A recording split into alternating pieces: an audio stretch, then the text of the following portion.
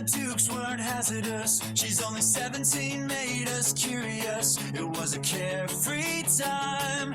How about we jump back and rewind? We were living on Winger and a prayer, just garbage pail kids with mullets and big hair. Let's open up another pack. Gen X wants their future back. Break out the denim jackets with faded band patches.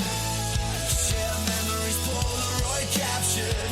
It's the Gen X marks, the spot portraits.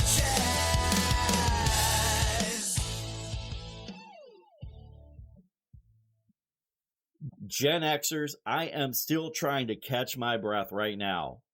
I had the pleasure of interviewing the legendary drummer Carmine Appice. When you get an email stating that Carmine Appice would love to promote his upcoming show this Saturday, November 29th at 8 p.m.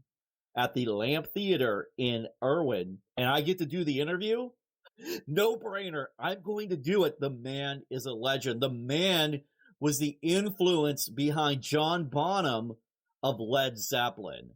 It does not get any legendarier than that. Is legendary a word? We'll just say it is, because I just made it up. What was going to be just a short little interaction promoting the show turned into about a 20-minute conversation, which I'm very blessed to have been a part of. During the conversation, Carmine talks about his days with Vanilla Fudge, Rod Stewart, and his love for Southern rock kind of formulating from his band Cactus, which, by the way, is going to be having a new album out pretty soon with a lot of special guests. Maybe you've heard of this guy, Dee Schneider. He's going to be on there as well. Can't wait to hear that.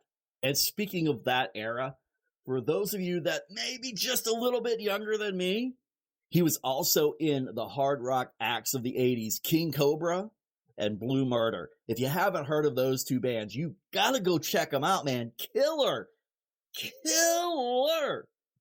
Just to give you a brief idea of what we talked about, he opened up also a little bit about AI and how he believes that's going to be hurting new and upcoming musicians, which I can't blame him.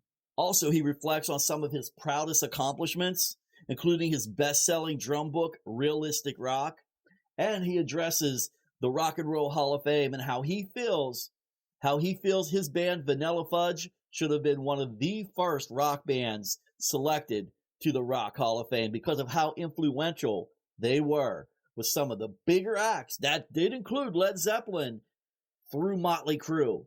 So let's get to the interview right now with Carmine Appice. For this particular show with Six Gun Sally, how did that all come about for you? Well, we did some gigs with them with my Rod show. I have a Rod show that we just changed the name to Rod the Show, and it's a real show. It's not a tribute, you know. I play with Rod for years, and sax player played with Rod 14 years. And we tell stories, and you know, it's a different vibe. So we played a show with Six Gun Sally last year, or maybe it was the beginning of this year, and it was a really great show. And Dave, the drummer, he's a fan of mine, and we got to be talking and hanging out. And he said, "Hey, look, we're going to do this one gig. I'd love to have you come up and play, you know, some of your songs with us." I said, "Oh, that'd be fun." The singer is really good. The band is really good. They do like country rock and, you know, a lot of blues, country rock blues. And that's what my groups were, Cactus and BBA. You know, we were like rock blues, you know. So we're going to do a bunch of that stuff. I think we're going to do Hot Legs. It might be Superstition. I forgot the other two songs we're going to do. I'm going to get to do a drum solo, which would be fun, you know. And that's how it happened.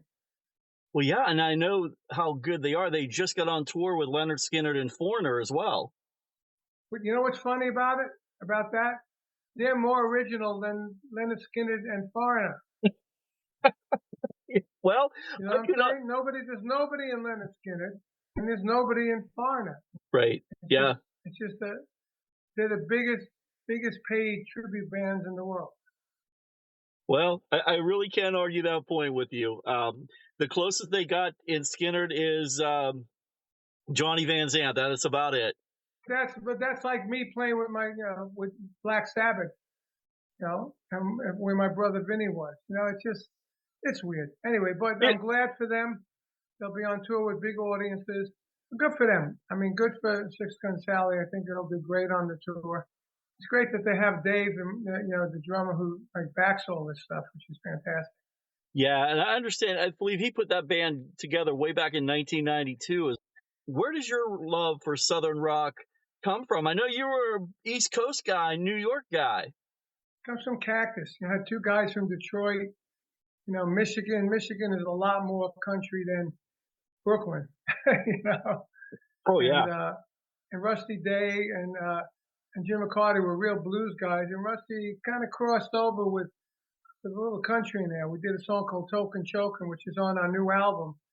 I did an album last year called Temple of Blues. It broke in the Billboard charts at number 3. I had all these guests on. I had Joe Bonamassa and Warren Haynes and all that.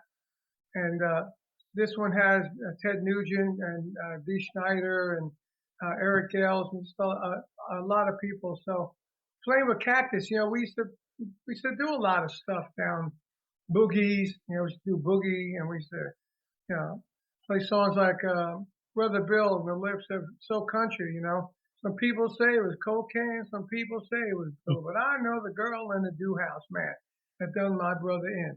They put the last clean shirt on my poor brother Bill. I mean, that's country. It's country, So, it came from Cactus.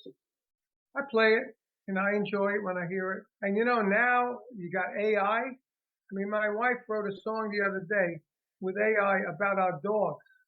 She said, here's the lyrics. I wanted funk. I want 70s funk. I want some cool breaks. This song is great. Yeah. This song is great. It's unbelievable. I mean, I feel bad for the young kids trying to make it today, because I understand in the country market, there's a number 1 record right now generated by AI. You're correct. I did read about that, and I can't think of his name, but I just read that article over the weekend. Right? So Yeah. now, a friend of mine said, oh, man, I heard this new band called Fast Tracks. They did Led Zeppelin song. It's really cool. I said, dude, that's AI. There's nobody new on that. That's AI. No. AI is going to make the record for you, and everybody's going to be out of work totally. I actually had a conversation with my youngest son, who's 10, and he doesn't seem to really care that it's AI as long as it sounds good. Or me, on the other hand, I'm like, oh, we need to take a step back because because that's what they're used to. Yeah, we need authenticity is what we need. I mean, I tried to put it on my Facebook, right? Because it's a cute song about my dog. It wouldn't go on because some sort of copyright infringement. Right. How about that? Yeah. Well, it's so easy to actually do that, because when we were making our intro for our podcast, you could just go on there, type what you want in, like you said, and they'll create it for you. And to get the copyright, it's only like $9.99 to get a copyright now. Yeah, so it's peanuts, basically. It's another way of them making money and all that stuff. It's just ridiculous, I felt so bad for any musicians that are trying to come up. I mean, a guy like Kenny Arnoff, who does sessions all his life, If he was young and didn't make his name yet, this thing will blow him out of the water. Blow everybody out of the water. For me, I made my name differently, with bands, and I do some sessions and stuff, and not. I do my own stuff, and I don't do a lot of sessions like all day long. That's what I do. The people that do that are going to have trouble. This is terrible. Absolutely. Well, like I was saying earlier, my 10-year-old, he doesn't really seem to care, if it's AI or not, but I still have them focused on 70s, 80s, and 90s rock. And believe me, that's what they absolutely love.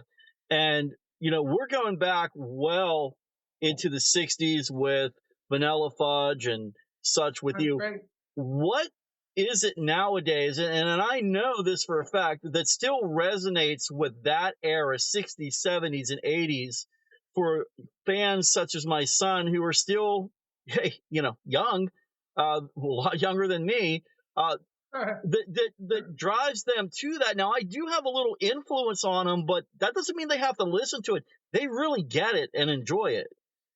Well, the music then was great. It was coming from the heart. It wasn't even a business then. You know, in the '60s, everybody would record Jimi Hendrix and the Who and Vanilla Fudge and the Cream, and we released a record, and we'd all go on tour. You know, we'd all play arenas, but the tickets were like $3. Right. You know, nobody made big money. You know, and it was all fun. It was all new. It was all new. Everything was new. Radio was new, and some TV shows were new. Ed Sullivan was showing bands like us, you know, and that's amazing. That's like, I remember when we did Ed Sullivan. I said to the elevator operator, you know, in those days they didn't have the push buttons, you know. I said, hey, how many people watch this? He goes, oh, about 50 million. My stomach like turned, you know what I mean? Right. But I mean, there's no way to do that anymore. You know? No. In the band, everything's about business. It's all about business. Now it's all about views and about downloads and views. You know, I mean, you see it in back there, you see all those gold and platinum records. You see those? I can see those, yeah. You can't get those anymore. No. You can't get those anymore. And those, when you got a platinum record, you made big money. It's not even worth being an artist anymore, pretty much. No, it's terrible. That's why everybody's out playing. Well, let's focus real quick on those platinum albums and so forth that's in the background. What is your greatest accomplishment as a drummer? My greatest achievement as a drummer? Yes. Because I was the first rock musician to ever do a clinic. And number two, I have the biggest selling rock drum book that ever was made. So that's, for me, as a drummer, that's the two biggest accomplishments as a drummer. What was the name of the drumming book? I believe that came out in the early 70s, wasn't it? Yeah, it's called Realistic Rock. Yes. And now we just updated over the years, updated. There's a new version coming out on Hudson Music, which is the biggest drum music selling book entity. And we just changed it all. We added some more stuff to it. We did everything. Now you can download stuff online. And we're calling it the classic Realistic Rock. Oh, wow.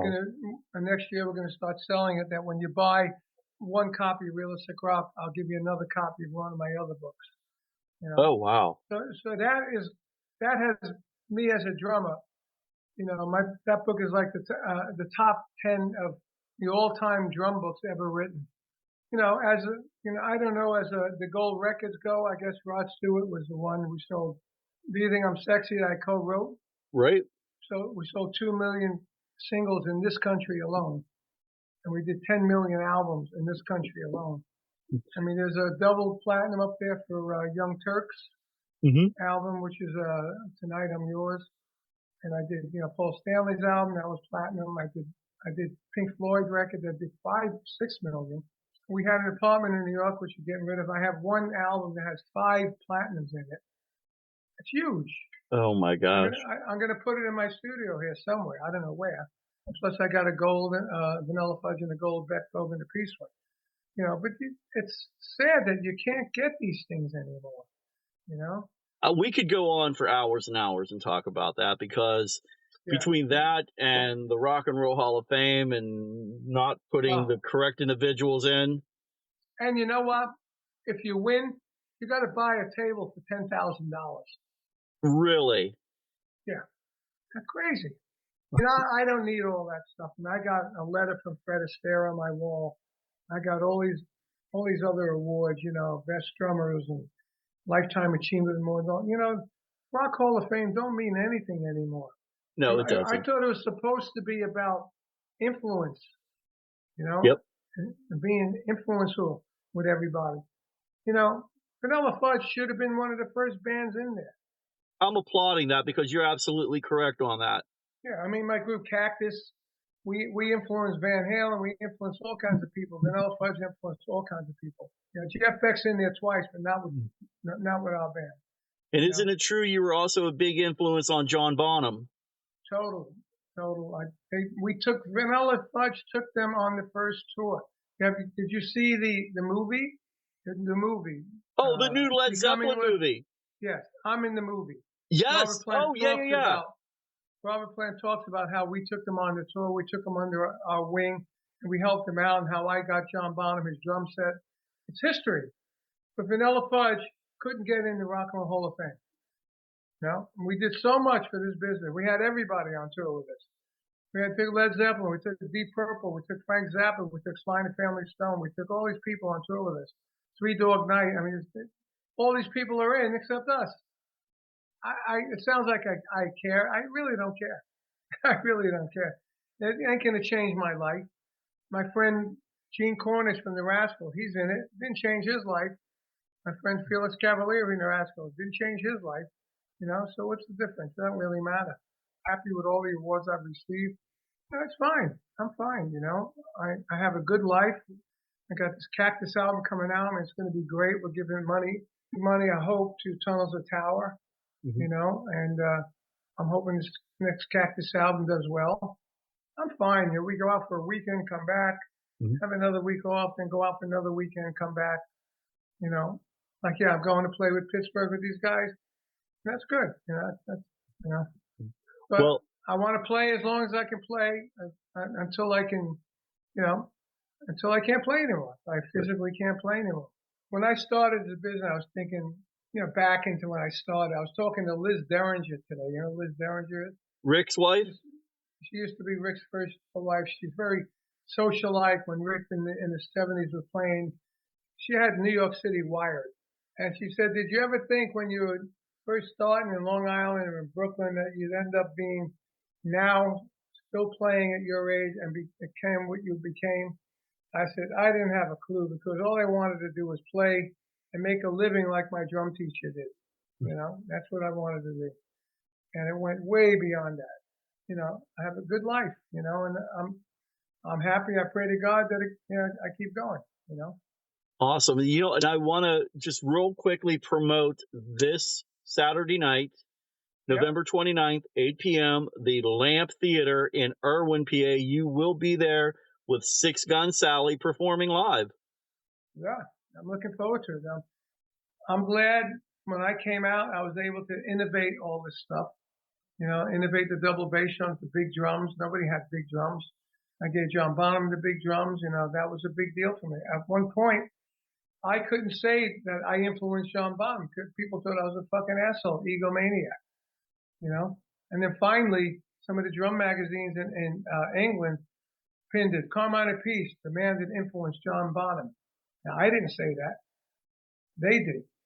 You know, so from that, it grew into other people to the point where it is now, where people know that I had an influence on John Bonham. Like, I went to, you know who Nico McBrain is? Iron Maiden. Down here. Yeah. So we went to see Jason Bonham's Led Zeppelin. And we went backstage, and Jason said to me, "Did you count how many Carmine drum fills I did?" I said, "No," but when Nico said I did, I believe there was 9 of them. You know? And it was funny, you know. But, you know, I left my mark. The stuff that I did, I left. People use still today. My drum book still sells. You know, I had even my best, the new book, we have all these people. I had Malcolm Minimum. You know who he is? He's unbelievable. In Malcolm Minimum, you got Kenny Arnoff, you got Greg Bissonette, you got a bunch of other guys, and one other guy, Andrew Dice Clay, went through my book. He's a friend of mine. I gave him lessons. But he said, you know, a great quote. It's funny. He said, "Carmine's book is the Bible of rock drumming, and it's great, and everybody knows how good I am." You know? You know, but it's great. I mean, I gave my book to Fred Astaire one time. Wow. I was with Rod, because I was with Rod and Gregory Peck and Fred Astaire. I was looking at a show, and when I was doing my solo, Fred turned to Gregory Peck and said, "It's the best drum solo I've seen since Gene Krupa." Gregory Peck is telling me this. I'm thinking, Gregory Peck is telling me this. It's fucking crazy. And he tells me Fred Astaire would love to learn how to play rock drums, but you don't know where to start. So I said, I got a book. So he said, "Oh, give me the book. I'll give it to Fred." I go, "Okay, Greg." You know, like talking Hollywood royalty. "Okay, Greg." You know what I mean? So I gave him a book and I autographed it inside, and he sent me a fucking letter. Thanks for the book. I've enjoyed your drumming many times. Love Fred Astaire. I said, fuck. I'm from Brooklyn. This is Hollywood royalty. And so are you. Well, I'm not Hollywood royalty. No, but you're royalty. Well, thank you. I appreciate that. But I mean, I know what I've done. Even though, like, John Bonham keeps getting the number one place in the polls. I don't, but I know what I have to do with it. But I love John Bonham. He's fucking great. He's awesome. Me and him had so much great times together. I'll tell you one quick story before we go, okay? Mm-hmm. You guys saw the Ed Sullivan show where I twirl a stick and I go like that and grab the cymbal, right? I've seen that, yeah. Yeah, okay. So I'm on tour with Ozzy, and Motley Crue is opening up for us. And they haven't made it yet. And I used to write this article in Circus Magazine for 8 years called Drumbeat, where I describe what everybody's doing. So I was writing the article about Tommy. He said, man, you're the first one to write an article about me. This is like the very beginning, before he had all the wives and all the fame. So I saw him playing, and he twirls a stick, and he hits a cymbal and grabs it. I said, hey, dude, where'd you get that? He said, I got it from John Bonham. I said, indirectly, you got it from me. Because John used to look at me when we're on, we're touring together. He go, what's this? And he twirl and grab the cymbal, and we both laugh. But who knew that somebody like Tommy Lee was going to steal that, right? And think he got it from John Bonham, where he indirectly got it from me. So I said to Tommy, look, after this tour, come to my house. I want to show you some videos. Okay. So he came to my house. I showed him the Ed Sullivan show when I was doing all that shit. He goes, dude, when was that? They told, dude, when was that? I said, that was about 1967, like 2 years before Zeppelin really made it. And he was blown away. And then I showed him my song Shotgun. You ever see Shotgun on the Ed Sullivan? I have not. Oh, you should look at it, because I got my big blonde drums and I do the end of Shotgun. It's the end of rock and roll. So he said, oh my God, dude, when was this done? I said, this is done like 5 years before Zeppelin even did anything like this. So he became a believer. But anyway, it just goes to show you how generations pass the shit down, Absolutely. And Joe Morello always said to me, look, we all take from each other. Nobody has it all, except Buddy Rich. He had it all. Him and Gene Krupa. Yes. And then my other guy was Max Roach. He did all the like boom, bop, boom, bop, boom, that kind of stuff. That I did, and now I pass it on to John Bonham. He did it. Ian Pace did it. All these other guys did it for me. I got it from him, And then Joe Morello was one of my idols. He did Take 5, all the time signature stuff. I've been doing all my life. I got to do a clinic with me, Buddy Rich, and Joe Morello. Oh my God! I have the poster is going to be my new drum book. I have it on the wall here. It's just, I was blown away. These are my two idols. Right. It's like you're doing a clinic with me. How would you feel? That's the way I felt. Yeah. Just kind of like I was really nervous talking to you, because to me, again, legend. And, honestly, I truly believe, and please don't take this the wrong way, but when I first started getting into rock music, of course, it was always John Bonham. And then it kind of went to Tommy Lee. But then as I started listening more, your name kept coming up over and over and over again. And I was like, I realized you were in Rod Stewart, but I didn't know how far you went back at first. And then again became a fan even more so in the late 80s and into the 90s with Blue Murder. Right. Yeah. King Cobra was awesome too. But I'm going to leave with this. We did this Atlantic show, and it was the 40th anniversary of Atlantic with Vanilla Fudge. When I walked off the stage, Phil Collins was standing there, and he said, you know what? You don't know how much you guys influenced me. Other than my kids and my family, is one of the greatest accomplishments I can say I've had in my career. Short career as a podcaster, but career in the media. Carmine Appice, the legend himself. And if you were to look up legend or legendarier, like I said earlier, I believe Carmine would appear in a dictionary. Do we even use dictionaries anymore? Anyway, my point is the man is a legend, and he is coming to Southwestern PA, Irwin to be exact, at the Lamp Theater this Saturday, November 29th, 8 p.m. Craig T. Walker of Blackfoot will be there, as well as our very own Southwestern PA Southern rock band, Six Gun Sally. And Six Gun Sally, yeah, they've been around since 1992, my graduation year from high school. So that's what, 33 years ago. Can you believe that? 33 years and still going strong. Six Gun Sally. Check them out this Saturday, once again, November 29th, 8 p.m. at the Lamp Theater in Irwin. Tickets are still available. Once again, my appreciation, my honor to have interviewed or even had a conversation with the legend Carmine Appice. For the Gen X Marks the Spot podcast and the Wherever I May Roam studio, I am Joe Augustine. Peace out. Props everyone for listening.